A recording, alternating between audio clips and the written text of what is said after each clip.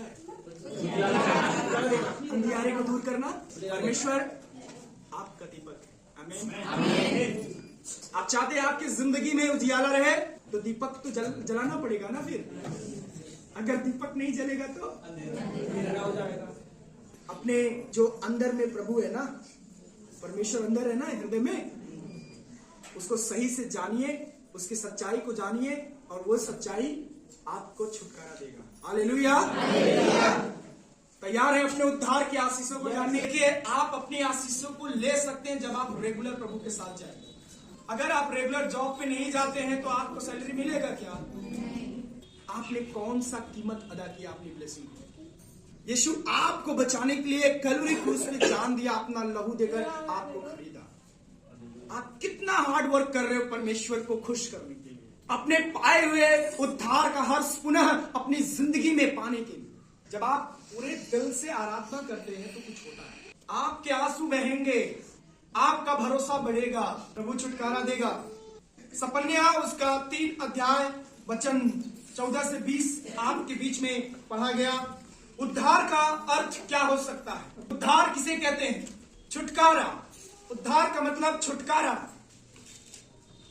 दुखों या पापों से मुक्ति पा लेना, है ना। मुझे उद्धार मिल गया, मुझे मोक्ष मिल गया, मैं संकट से मुक्ति पा गया। किसी के जीवन को यदि आप सुधार देते हैं और वो बदल जाता है तो क्या होता है? उसे एक नई दिशा मिल जाती है, एक नई प्रक्रिया में वो आ जाता है, तो वो कहता है मुझे उद्धार। जब उसका दिशा चेंज हो जाता है, अभी गलत मार्गों में था, अभी सही मार्गों में आ गया है, वो गर्व के साथ कहता है मेरा उद्धार है। उद्धार बाइबल के अनुसार पापों से छुटकारा है और परमेश्वर के साथ नया जीवन और शुद्धता का जीवन। जब आप उद्धार पा लेते हैं तो ये चीजें आपके जीवन में आती है। एक शुद्ध जीवन, पवित्र जीवन, परमेश्वर के साथ चलने वाला जीवन। कितने लोग चलते हैं प्रभु के साथ? जो प्रभु के साथ चलते हैं ना, वो पास्टर का पीछा करते हैं। पास्टर मुझे ये बताओ, मुझे ये सिखाओ, मुझे ये बताओ, मुझे और जानना है, मुझे और आगे बढ़ना है, मैं प्रभु की आवाज कैसे सुनूं, मैं उसको कैसे महसूस करूं, मैं उसे देखना चाहता हूं, मैं उससे मिलना चाहता हूं, मुझे बात करनी है उससे। उनकी एक अलग भूख होती है, एक अलग प्यास नजर आता है। वो केवल ये नहीं कहते परमेश्वर मेरा परिवार ठीक हो जाए, वो उस तकलीफ में, उस दुख में भी परमेश्वर को पुकारते हैं और वो पीछे हटते ही नहीं, लाख मुसीबत आ जाए। सियोन क्या है? कहां है ये? भौतिक रूप से कहां है? अगर सियोन देश है, सियोन पर्वत है, तो कहां है? बाइबल बताती है सियोन एक चर्च को दिखाता है, एक चर्च के संगठन को दिखाता है, एक कलीसिया को दिखाता है। और वो जो सियोन है वहां केवल उद्धार पाए हुए लोग होंगे, और वे लोग होंगे जो शहीद हो चुके मसीह के लिए, जो अपनी जान को न्यौछावर कर दिए परमेश्वर के लिए। सियोन देश जाना है, जाना है, अपने उद्धार को क्लियर करिए। लेकिन उस उद्धार को जो जीसस चाहता है, जो वो चाहता है कि मेरे साथ चलो, अलग डॉक्ट्रिन्स बन रही हैं, अलग प्रिंसिपल्स बन रहे हैं, अलग अलग मनगढ़ंत चीजें लोग पैदा करके चल रहे हैं, वो उस सियोन पहाड़ तक कभी नहीं पहुंचे। और एक समय आएगा जब हर कोई देखेगा कि ऐसी सच्ची कलीसिया होगी जहां पर लोग निकलकर भागेंगे अदर जगहों से। अपने आप को बचाना है तो यीशु को जानना बहुत जरूरी है। यीशु कह रहा है मैं तेरे लिए सब कुछ करूंगा, सब कुछ में सब कुछ आता है। चाहे कितना भी बड़ा धर्मी हो, वो कहता मैं तुझे अपने लहू से शुद्ध करूंगा, तेरे पाप तुझसे दूर हो जाएंगे। तो यहाँ पर 15 पद हम पढ़ेंगे। देखिए क्या लिखा है, 15 पद पढ़िए कोई जन। यहोवा ने तेरा दंड दूर कर दिया जी, और तेरा शत्रु भी दूर। हालेलुया। जो उद्धार पाए हुए लोग हैं, बाइबल बता रही है, जब आप उसके ऊपर के पदों को पढ़ेंगे तो पाएंगे वो लोग बहुत तकलीफ में थे, परेशानी में थे, निराशा में थे। और जब उद्धार का अनुभव किया उन्होंने, तो बाइबल बताती है परमेश्वर तेरा दंड। पहली बात जो यहां पर है वो है कि आपके दंड को परमेश्वर दूर कर देगा। हालेलुया। तो उद्धार का पहली आशीष क्या है? हमारा दंड हमसे, अगर आपकी सजा माफ कर दी जाए अच्छा लगेगा ना दिल को। परमेश्वर कह रहा है मैं सुधी नहीं लूंगा उसकी, लेकिन अब से सुधर जाओ और मेरे साथ चलो। परमेश्वर पहली बात सिखा रहा है, दंड को दूर वो करेगा जो उद्धार पाएंगे। तो ईमानदारी से बता सकते हैं कि मैंने ऐसे गुनाह किए जो कि माफी के लायक नहीं था, लेकिन प्रभु ने मुझे माफ किया। हालेलुया। कुछ हाथ ईमानदारी से उठे। सच है ये, प्रभु हमारी सुधि रखता है। आमीन। दूसरी बात सीखेंगे उसी 15 पद में, क्या है? और तेरा शत्रु भी दूर किया गया है। हाँ, इस्राएल का राजा यहोवा हाँ। तेरे बीच में है। हालेलुया। जो उद्धार पाए हुए लोग हैं, दूसरी बात है परमेश्वर आपके जीवन को केंद्रित करेगा। प्रभु आपको एक सेंटर बनाएगा, आपको एक केंद्र बनाएगा, ताकि जो उद्धार आपने अनुभव किया है वो दूसरों तक जाए। आमीन। आपके द्वारा बहुत कुछ आने वाला है। जक्कई के द्वारा बहुत कुछ आया। हालेलुया। लोगों को छुटकारा मिला, जिसका लिया था 3 गुना 4 गुना उसको लौटाया, है ना? अगर आप किसी का गलती से ज्यादा ले लिए हो तो उसको दे देना। सब चीजें हमारे लिए श्राप लेकर आती है। उस उद्धार में आप आ गए हैं तो और अपने आप को मैच्योर करिए। आगे 17 पद पढ़ेंगे। तेरा परमेश्वर यहोवा तेरे बीच में है। हालेलुया। और वो उद्धार करने में पराक्रमी है। वो तेरे कारण आनंद से मगन होगा। वो अपने प्रेम के मारे चिपका रहेगा। आमीन। आमीन। रुक जाइए। लिखा है जो उद्धार पाए हुए लोग हैं वो कह रहा मैं तेरे कारण आनंदित होता हूं। आमीन। किसके कारण? क्या आप प्रभु को आनंद देना चाहते हैं? प्रभु कह रहा मैं तेरे कारण आनंदित होता हूं, प्रसन्न होता हूं, मैं खुश होता हूं कि ये मेरा बेटा है जो मेरी बातों को मानता है। देखिए, हम परमेश्वर को किसी भी रीति से खुश कर सकते हैं। हालेलुया। अपनी आशीष पाना है तो ईमानदार बनिए। तीसरी बात हम सीख रहे हैं, परमेश्वर रिया तेरे कारण खुश होगा क्योंकि तूने उसके उद्धार को अनुभव किया और वो जैसा चाहता तूने वैसा ही किया। हालेलुया। आपको पता है मुस्लिम समुदाय जब उनका रोजा होता है तो पूरे घराने साथ रहते हैं। ये नहीं कि हाँ मेरा बेटा रहेगा हम नहीं रहेंगे, ऐसा नहीं। वो अलग बात है कि आप बीमार हैं, अलग बात है कि आप नहीं कर पाते, लेकिन इसे प्रैक्टिस में लाना जरूरी है। अपने घराने समय 1 हफ्ता उपवास रखिए, प्रभु खुश होता है।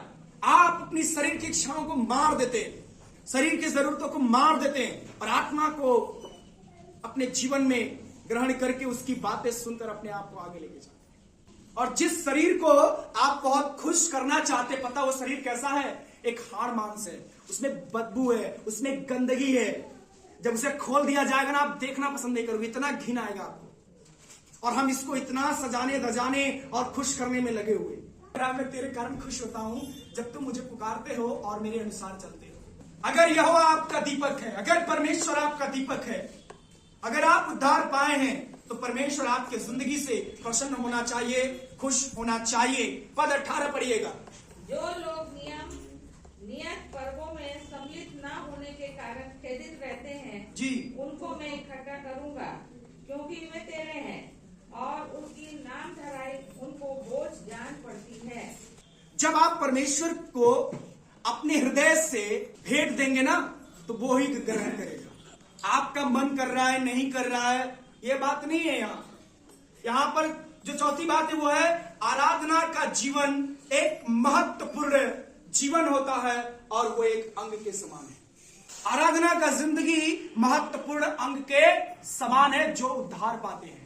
आप देखो, आप सिंपल अपने घर में ऐसे एक गाना लगा के आराधना करना शुरू करो, थोड़ी देर में आपको लगेगा मेरे रोए क्यों खड़े हो रहे हैं, पूरे बाल खड़ा क्यों हो रहा है? क्योंकि बाइबल बताती है आराधना में परमेश्वर उपस्थित होता है। सोचो, जब वो उपस्थित होता है आप उसके साथ होते हैं और जब आप बोलते हैं तो प्रभु उसको सुनकर जवाब देता है। तो गाना गाया करिए, आराधना किया करिए, नया नया गीत सीखिए। आप सोचिए कि ये मेरे जीवन का एक अंग है, मेरे शरीर का एक अंग है, इसके बिना मैं नहीं रह सकता। और प्रभु आपको ऊंचाई पर लेके जाएगा। हालेलुया। ऊंचाई पर लेकर जाएगा जब आप आराधना करेंगे। भजन संहिता 150 अध्याय पढ़ेंगे तो आप वहां पाएंगे कि प्रभु का वीणा बजा के मेरी आराधना करो। हे सूर्य चंद्रमा पृथ्वी आकाश तारे सब मेरी आराधना करो। हे पशु और हे पक्षियों मेरी आराधना करो, मेरी महिमा करो। इसका मतलब वो कह रहा है तो कुछ उसमें देना चाहता है। जब तक अपना घड़ा खाली नहीं करेंगे, ताजा पानी उसमें नहीं भरेंगे। जब आप आराधना करते हैं, आप सांसारिक वातावरण से बाहर होकर एक आत्मिक वातावरण में प्रवेश करते हैं और परमेश्वर उस वातावरण में आपको अभिषेक देता है। आपका मन नहीं लगेगा, आप रोने लगेंगे, आप कहेंगे नहीं मुझे ये सब चीजें नहीं, मेरे को प्रभु चाहिए। आपका हृदय देखता है, वो आपका चमक धमक, आपका ये सब चीजें नहीं चाहिए उसको। वो कह रहा है आराधना को एक अंग बनाओ। हालेलुया। स्तुति प्रशंसा को अपने देह का एक अंग बनाओ, उससे करो, प्रभु आपको आशीष देगा। हालेलुया। अच्छा मुझे सच बताइए, कितने लोगों को लगता है वर्शिप के समय में कि अब मैं बहुत आत्मा में हो गया हूं, मुझे आशीष मिल रहा है? लगता है ना? लगता है। ये अपने से नहीं होता, आपका मन अलाउ करता है। कितने लोग जिन को जानते हैं? जिन अच्छा नहीं जानते, सुनिएगा। मेरे आका तेरा हुक्म क्या है मेरे लिए, यही बोलता है ना निकल के। एक उसमें से एक डिबरी में से निकलेगा, बोलेगा आका मुझे बताओ मुझे क्या करना है। ठीक है, तो आका बोलता है एक घर बनाओ, मेरे लिए एक महल बनाओ, और वो तुरंत महल बना देता है। ठीक है, फिर वो आका बोलता है, वो जो मालिक होता है उसका कहता है उस महल को तोड़ दो। फिर वो जिन जाता है उस महल को तोड़ देता है, और फिर वो कहता अब बताओ मेरे आका और मैं क्या करूं। वो कहता फिर से घर बनाओ, फिर से मेरे लिए महल बनाओ, और फिर कहता है हो गया। फिर कहता फिर से तोड़ दो, फिर से वो तोड़ देता है। फिर कहता क्या करूं, कहता है फिर से महल बनाओ, है ना। फिर वो कहता और क्या करूं, फिर से तोड़ दो। ऐसे 7 बार 8 बार 10 बार उसे कहता। लेकिन जो जिन होता है ना, उसे क्रोध नहीं आता। किसके ऊपर? अपने आका के ऊपर। क्यों? क्योंकि उसका ड्यूटी है मेरा आका जो बोलेगा मैं वही करूंगा। हालेलुया। ये हमारा और आपका ड्यूटी, हमारा परमेश्वर हमसे जो कहेगा मुझे वही करना है, उससे जलन नहीं रखना है, उसको बोलना नहीं अरे परमेश्वर ऐसे नहीं। आपके माइंड में एक ऐसा चीज है कि जब आप अपने हृदय को बोलते हैं ओह मैं दुखी हूं, वो ये नहीं दिखता है कि आप क्या है, क्या होगा इसका प्रभाव, लेकिन वो ऐसी चीज रिलीज करेगा कि वो आपको दुख पर दुख, दुख पर दुख देता जाएगा। कुछ लोग कहते रहे मैं गरीब हूं, आप देखना उसकी लाइफ गरीबी में सदा रहेगी, क्योंकि उसका माइंड, साइंस बताता है कि कुछ चीजें रिलीज करती है, उसको कोई फर्क नहीं पड़ता। वो केवल आका, वो जो जिन है ना उसके समान है। वो कहेगा मुझे आदेश मिला है, मुझे हुक्म मिला है कि मैं निराश हूं, चलो इसके ऊपर काम करते हैं। और परमेश्वर कहता आराधना को अपना अंग बनाओ ताकि मैं काम कर सकूं। हालेलुया।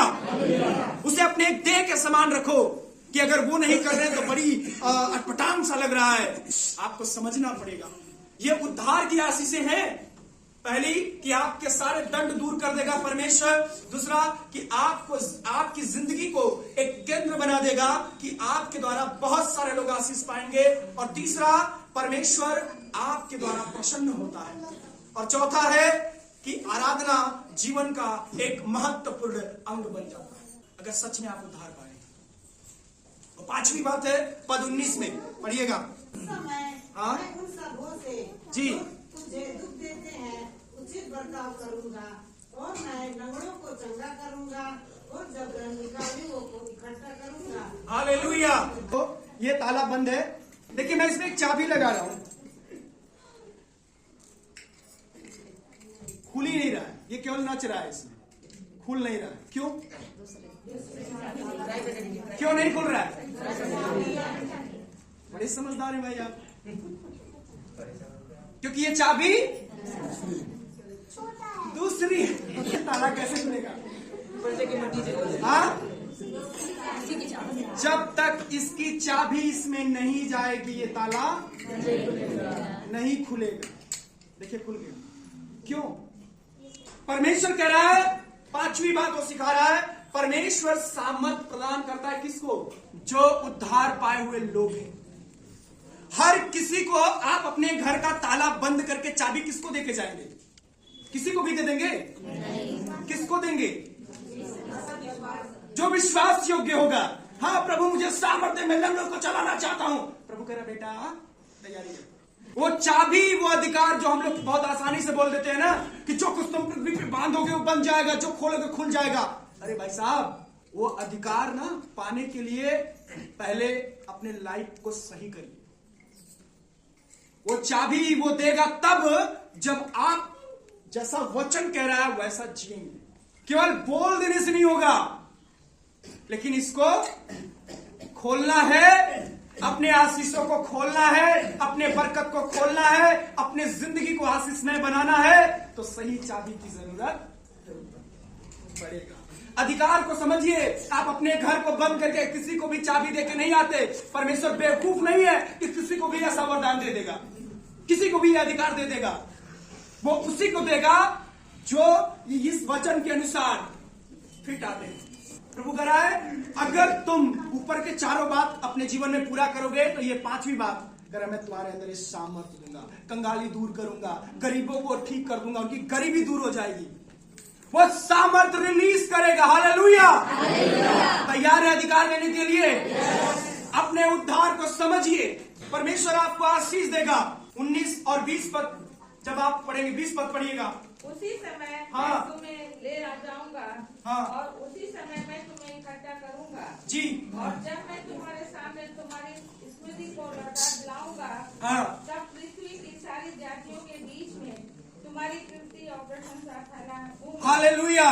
करा उसी समय मैं तेरे साथ संगति करूंगा। हालेलुया। जो उद्धार पाए हुए लोग हैं वो आपके साथ संगति करता है, वो फेलोशिप करता है। वो सबके साथ नहीं करेगा, लेकिन जो उसकी सुनेगा उसके साथ चलेगा, वो उसके लिए संगति करेगा। आमीन। अगर आप उद्धार पाए हैं, याद रखिएगा, आपका आत्मा बार बार आपको छोड़ देगा। प्रार्थना कर, उठ, आलस मत कर, आलसी मत बन, प्रार्थना कर, वचन पढ़, लेकिन फिर भी आप नहीं सुनेंगे, अपने उद्धार को आप खो सकते हैं। लास्ट और आखिरी बात है 20 पद में, संसार के समक्ष परमेश्वर आपकी कीर्ति को बढ़ा देगा, आपकी प्रशंसा को बढ़ा देगा जो उद्धार पाएंगे। ये उद्धार की आशीषें हैं। चाहते हैं कीर्ति बढ़ जाए, महिमा बढ़ जाए आपकी अपने गांव में? आप मत सोचना कि मैं अनपढ़ हूं, मुझे कुछ नहीं आता। परमेश्वर पतरस को आपके सामने खड़ा कर देगा, वो भी झोला छाप था, लेकिन उसकी समर्पण, उसका हृदय, उसकी जिंदगी वचन के अनुसार थी, और प्रभु उसके द्वारा काम करना शुरू किया। एक एक बार में 3-3 हजार लोगों को पवित्र आत्मा उंडेलता था। लोग अन्य भाषा बोलने लगते थे। अब पतरस काम क्या करता था पता है ना आपको? मछुआरे का मछली मारता था। प्रभु कह रहा है, मैं अपने उद्धार को तुम्हारे ऊपर प्रकट कर दिया है, आशीष भी दे दिया है, लेकिन अगर आप नहीं समझेंगे अपने उद्धार को, आप खो देंगे।